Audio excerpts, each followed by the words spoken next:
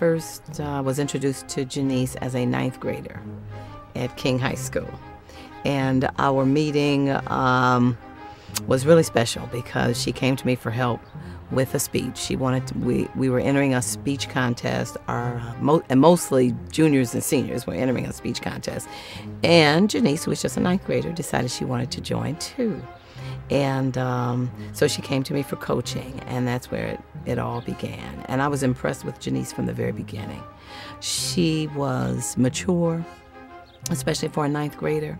She was extremely motivated. But what really struck me about Jenice was her vision. She always had vision. And even as a ninth grader, she sort of had her life mapped out. Okay, at the time I thought it was a bit unrealistic because she told me she wanted to be the first female African-American Supreme Court justice. And I said, oh, that's sweet. You know, that's nice. That's like saying you want to be the first African-American president. That was her goal, and she was an awfully good speaker and an awfully good student, a great critical and analytical mind. So I knew that whatever goal she had set for herself, she could attain. So I guess our relationship continued because of the coaching, the speech coaching. She was an unusual student. Most teachers have students that they remember for a lifetime, and Jenice was one of those students. She had a mind that just worked like clockwork, very analytical, very critical, very good critical thinking skills. And the more we entered competitions and the better she got, the more impressed I was with her. It became almost just a natural thing for her to enter a competition and win. We just expected that. But yet she was very humble about it. She never became conceited. But it was obvious she was very talented. As a speech coach, the most challenging competition that I had ever been exposed to was the American Legion oratorical competition. It was a competition that involved students from across the country, and it really was a high-powered contest.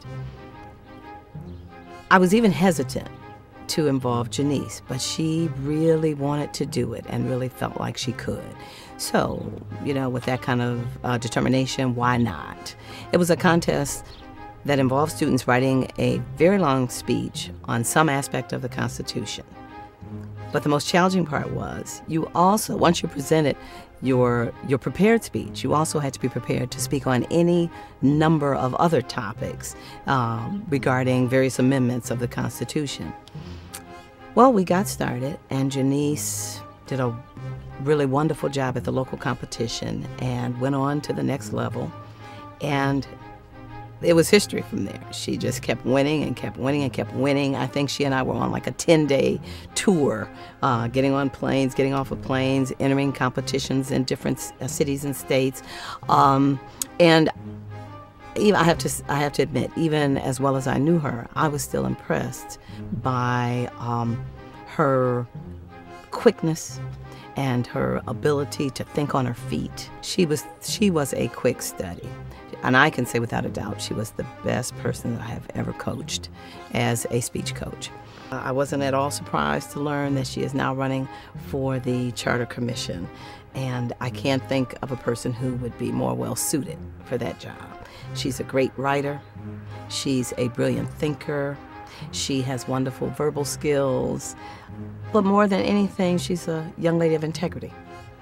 She was well raised. She was born and raised here in the city of Detroit, and just very honest and genuine in that respect.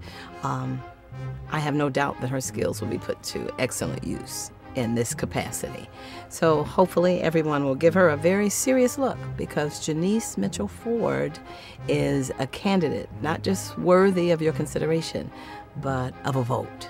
Once others get to know Jenice, like I know Jenice, they'll be running to get on board with Ford.